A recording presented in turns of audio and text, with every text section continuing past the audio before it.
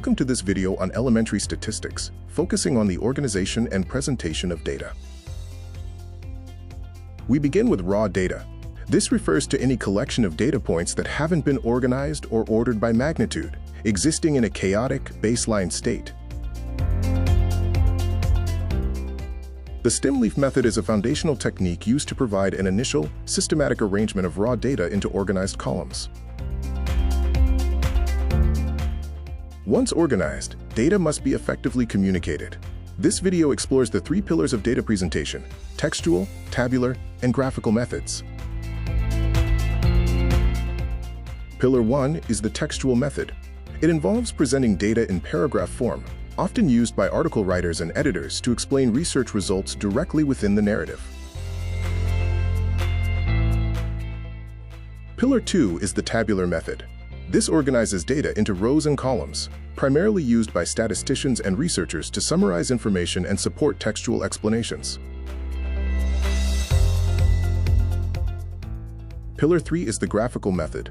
It presents data in visual forms to support other methods and add aesthetic value, enhancing engagement for the reader. This matrix summarizes our selection criteria, outlining the typical users and core functions for each of the three presentation pillars. There is a visual taxonomy of graphs consisting of 5 basic forms, each utilizing specific geometry to convey magnitude, proportion, or geography. Bar charts use horizontal or vertical bars to represent data, while line graphs use lines to show trends. Both rely on linear geometry. Pie charts use circular slices to represent data proportions, whereas pictographs utilize pictures to represent specific data quantities. The map graph ties statistical magnitude directly to physical or spatial locations, making it an essential tool for understanding geographical data distribution.